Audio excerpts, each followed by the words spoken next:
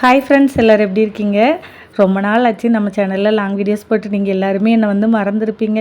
நானும் சரி இன்றைக்கி போடலாம் நாளைக்கு போடலான்ட்டு ஒரு மாதம் கிட்ட ஆயிடுச்சு. இந்த விளாக் வந்து சண்டே எடுத்தது.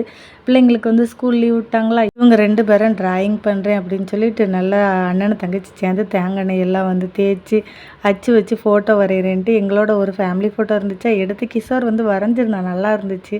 ஆனால் என்ன பேப்பர் ஃபுல்லாக எண்ணெயாக இருந்துச்சு. நம்ம வந்து அதை வச்சு அழகு பார்க்க முடியாது. கொஞ்சம் அவனுக்கு வந்து அந்த ட்ராயிங்லலாம் இன்ட்ரெஸ்ட் இருக்குது. என்னமோ பண்ணிட்டு போட்டோன்ட்டு நான் வந்து விட்டுட்டேன். நாங்கள் சண்டே பொதுவாகவே கொஞ்சம் லேட்டாக தான் எழுந்திப்போமா. இன்றைக்கி அதே மாதிரி 10 மணி ஆயிடுச்சு. காலையில் ஒரு காஃபி போட்டாச்சு. மறுபடியும் வந்து இடையில வந்து காஃபி வேணும் அப்படின்னாங்களா. எப்போவுமே 1/4 லிட்டர் பால் பாக்கெட் வாங்குவேன். அப்புறம் நாங்கள் வந்து பால்காரங்கிட்ட ஒரு 1/2 லிட்டர் வாங்குவோமா, அது சரியாக இருக்கும். இன்றைக்கி சண்டேங்கிறதுனால வீட்டில் வேறு இருப்பாங்களா, அடிக்கடி காப்பி கேட்பாங்க. அதனால் வந்து ஒரு 1/2 லிட்டர் பாலை வந்து வாங்கி காய்ச்சி வச்சுட்டேன். இன்றைக்கி வந்து சிக்கன் பிரியாணி பண்ணலாம் அப்படின்ட்டு வந்து சிக்கன் வந்து எடுத்துகிட்டு வர சொல்லினா 2 வாரமும் என்னை ஏமாற்றிட்டாங்க. போன வாரம் மீன் எடுத்துகிட்டு வந்தோமா, அதுக்கு முந்தின வாரம் மட்டன்னா. எனக்கும் மட்டனுக்கு இளம்பருத்தும் எட்டம்பருத்தும் தான். எனக்கு சுத்தமாக பிடிக்கவே செய்யாது. அதனால் இன்றைக்கி வந்து ஃபுல்லாக சிக்கனில் நமக்கு என்னென்ன பிடிக்குமோ இன்றைக்கி வீட்டில் இருக்கோமே நமக்கு பிடிச்ச மாதிரி வந்து சமைச்சு சாப்பிட்றலாம் அப்படிங்கிறதுக்காக நான் வந்து ஃபஸ்ட்டே வந்து அவங்க கடைக்கு போனப்போ நான் இதெல்லாம் வந்து கட் பண்ணி வந்து வச்சுட்டு குழம்புக்கு தேவையான வெங்காயம் எல்லாம். அதுக்கப்புறம் வந்து சிக்கன் வந்து கொஞ்சம் ஊற வச்சுட்டு இந்த மாதிரி பிரியாணி பண்ணால் நல்லாயிருக்கும்.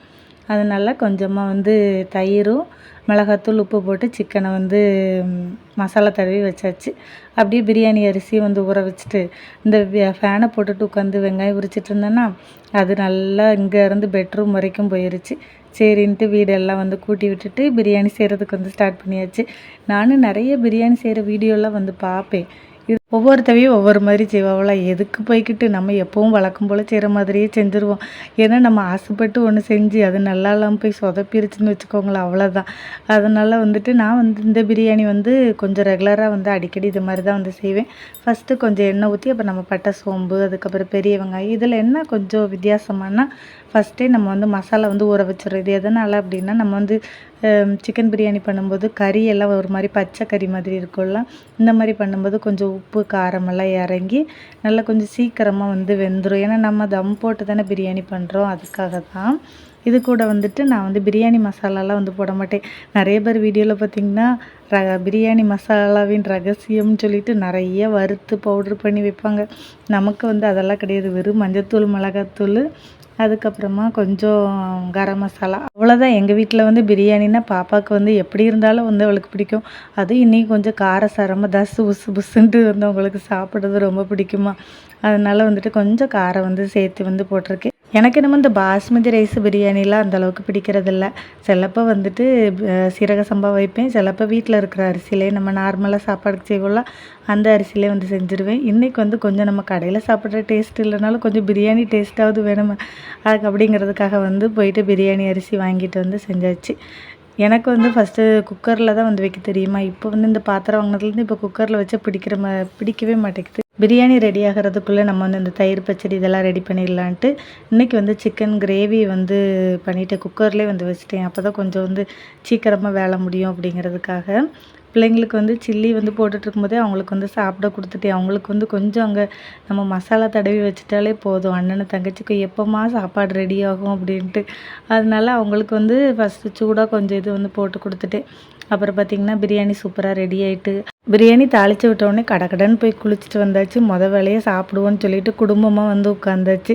எனக்கு பிரியாணி மட்டும் கடையில் சாப்பிட்றதுக்கு பிடிக்காது. இந்த ஃப்ரைட் ரைஸு நூடுல்ஸு பரோட்டா இதெல்லாம் வந்து கடையில் வாங்கி சாப்பிட்ருவோம். அந்த பிரியாணி மட்டும் நம்ம வீட்டிலே வந்து செஞ்சு எல்லாம் ஒன்றா உட்காந்து சாப்பிட்டோன்னு வைங்களேன். எனக்கு வந்து இப்போ 2-3 நாளாக கொஞ்சம் பிரியாணி சாப்பிடணும் போலே இருந்துச்சு. செஞ்சு சாப்பிட்டதுக்கப்புறமா இனி 1 மாதத்துக்கு இது நினைப்பே நமக்கு வராது. நல்லா சாப்பிட்டதுக்கு அதுக்கும் நல்லா தூக்கம் இருந்து காலையில் தான் 10 மணிக்கு எழுந்திரிச்சேன். சாப்பிடும்போதே மிஷினில் துணியை போட்டு விட்டுருந்தேன்னா அதுக்கப்புறம் தூங்கிட்டேனே. அதனால் இப்போ தான் வந்து துணி காய போடலாம் அப்படின்ட்டு நானும் பாப்பா வந்து மாடிக்கு வந்து வந்தேன். இனி காய போட்டுட்டு தான் வீட்டில் போய் மற்ற வேலையெல்லாம் வந்து பார்க்கணும். நான் கிஷோர்னு கூப்பிடலையே, பாப்பான்னு தானே கூப்பிட்டேன். துணி காய போடலாமா?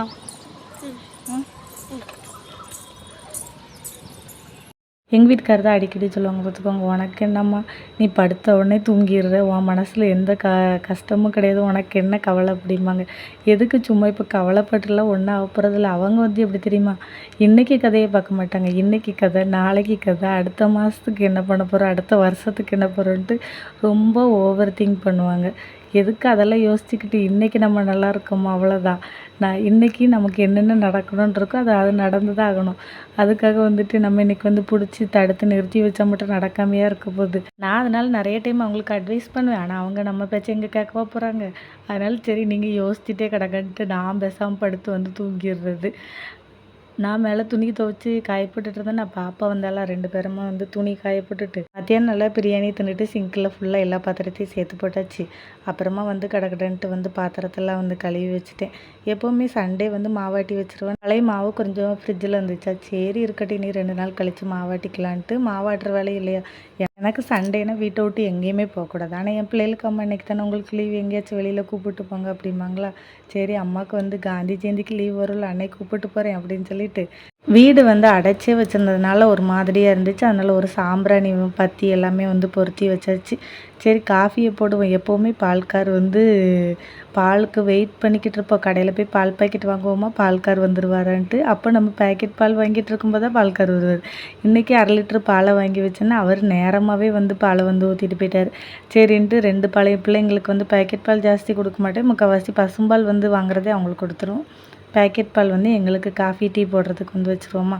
ஸ்நாக்ஸுக்கு வந்து ஏதாவது பண்ணலான்னு தான் நினச்சேன். அது இல்லாமல் ஃபுல்லாக ஆயில் ஃபுட்டாக வந்து சாப்பிட்டாச்சா, அதனால் கொஞ்சம் பிஸ்கட் இருந்துச்சு, அதை வச்சு அவங்களுக்கு காஃபி போட்டு கொடுத்துடலாம். எனக்கு அதுக்கப்புறமும் மணி இப்போ தான் ஒரு 6 மணி ஆகுது. இனி எனக்கு ஒரு வேலை இல்லை. அதனால் என்ன பண்ணலான்ட்டு இந்த பீரோவில் வந்து பிள்ளைங்க தானே துணி எடுத்து போட்டுக்கிறாங்க. அது ஒழுங்காகவே எடுக்க மாட்டாங்க போல், எல்லாத்தையும் உழைச்சி போட்டிருக்காங்க. சரி இன்றைக்கி வந்து கொஞ்சம் காஃபியெல்லாம் போட்டு குடிச்சிட்டு அந்த பீரோ துணியெல்லாம் மடித்து வைக்கலாம் அப்படின்ட்டு எல்லாத்தையும் அள்ளி கொண்டு வந்து போட்டு வச்சுருக்கேன். இனிமேல் அதை வந்து உட்காந்து மடிக்கணும்.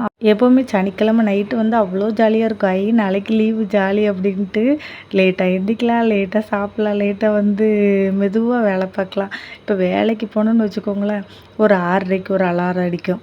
அதை ஆஃப் பண்ணி வச்சுட்டு ஒரு 6:45க்கு எந்திரிப்போமே அப்படின்ட்டு அப்புறம் 7 மணி ஆகி போயிடுது. அப்புறம் எந்திரி அவ்வை சண்முகி மாதிரி பறந்து வேலை பார்த்துக்கிட்டு அப்படி ஓடி வந்து வேலை செய்கிற மாதிரி தான் வந்திருக்கோம். ஆனால் இப்போ வந்து ரொம்ப ரிலாக்ஸாக வேலை பார்க்குற மாதிரி இருக்குது. எனக்கு செல்லப்போ வந்து எங்கள் வீட்டுக்காரர் சொல்லி, நான் வேணால் வேலையை விட்டுட்டு வீட்டில் இருந்துக்கிட்டுமா அப்படின்ட்டு. உடனே நீ சண்டேவே வேலைக்கு ஓடி போயிடுவேன், நீ எங்கே வீட்டில் இருக்க போகிற அப்படிம்பாங்க. சொல்கிறதுக்கு என்னமோ நல்லா தான் இருக்கும். ஆனால் ஒரு நாளைக்கு மேலே வீட்டில் இருந்தோன்னு வச்சுக்கோங்களேன், போர் அடிச்சு போயிடும். இந்த மாதிரி வாரத்தில் ஒரு நாள் இருக்கும்போது வந்து ஜாலியாக வந்து அந்த ஒரு டே வந்து சூப்பராக வீட்டில் பிள்ளைங்க கூட வந்து என்ஜாய் பண்ணிவிட்டு அடுத்த நாள் நீங்கள் ஸ்கூலுக்கு ஓடுங்க, நாங்கள் வேலைக்கு போகிறோன்ட்டு கிளம்பி ஓட வேண்டியது. என்ன பண்ணுறீங்க 2 பேரும்? இந்தியா ஃப்ளாக் ரெடியா? ஆமாம்.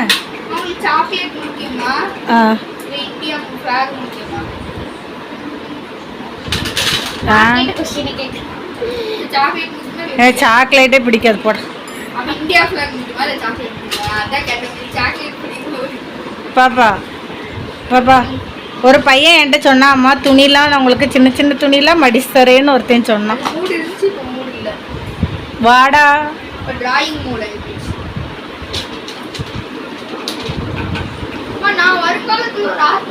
நீ ஆர்டிஸ்டா வா. அதுக்காக ஒத்த பேப்பர்ல எழுதாத, ஒரு புக்ல எழுதுனா பிறகு காமிக்கலாம். என் பையன் பாரு. அதே தானே நானும் சொன்னேன். போயிட்டு வரும்போது எனக்கு ஒரு டிராயிங் புக்கு 30 ரூபாய்க்கு வாங்கிட்டு வந்தேன். சரி இன்னைக்கு நீங்க காலையில உங்க அப்பா கூட அமுதா ஸ்டோர் போனீங்க.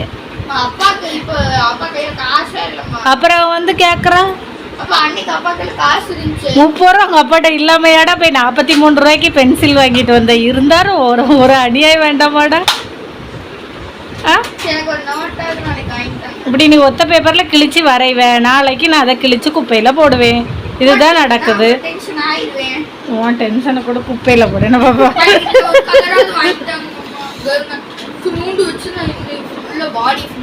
நான் போய் துணி மடிக்க போறேன். பாப்பா வா பாப்பா,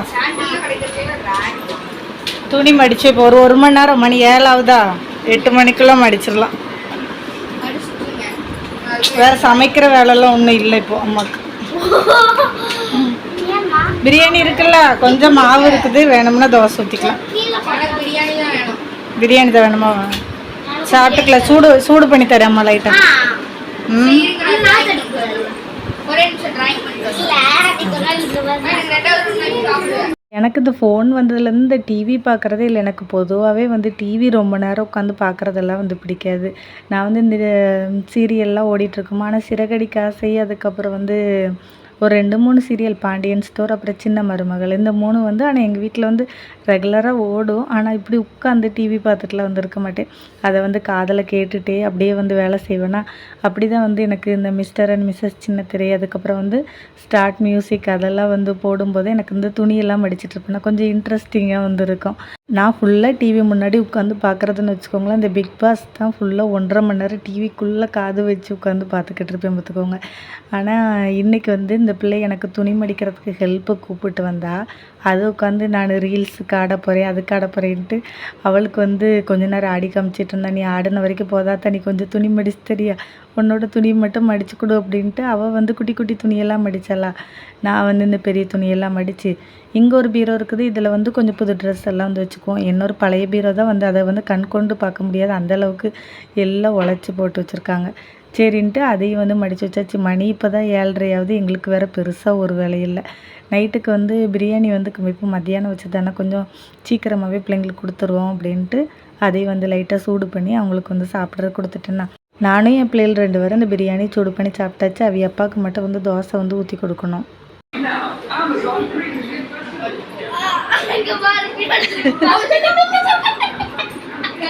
விழுந்துடாத, நான்லாம் தூக்க மாட்டேன், போட்டுருந்தால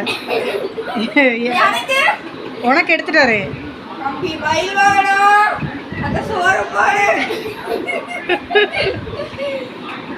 எந்திரி எந்திரி.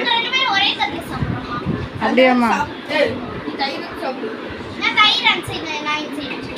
சரி நான் உனக்கு வேற தட்டில் எடுத்துட்டு வரேன். கட்டில் உட்காந்து சாப்பிடக்கூடாதான் தெரியுமா? ஆமாம்.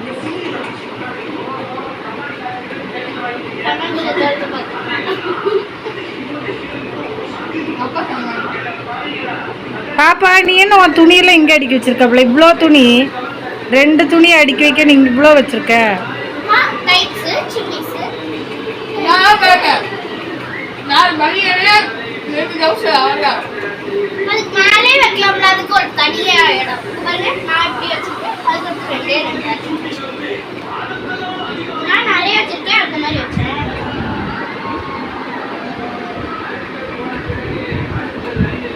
பிள்ளையெல்லாம் சாப்பிட்டுட்டு இருந்தாவில்ல, நம்ம போய் முதல்ல சட்னி அரைச்சி வச்சுட்டா நம்ம கிச்சனை காலி பண்ணிடலாம் அப்படின்ட்டு நானும் வந்து தேங்காய் சட்னி வந்து அவங்க அப்பா கரைச்சி வச்சுட்டு, நீங்கள் நிறைய சேனலில் வீடியோஸ் வந்து பார்த்துருப்பீங்க. அந்தளவுக்கு இல்லைனாலும் சண்டே எங்கள் வீட்டில் எப்படி இருக்குதோ அதை தான் நான் வந்து இந்த வீடியோவில் காமிச்சிருக்கேன். உங்களுக்கு பிடிச்சிருந்துச்சுன்னா ஒரு லைக் பண்ணுங்கள். பாய்.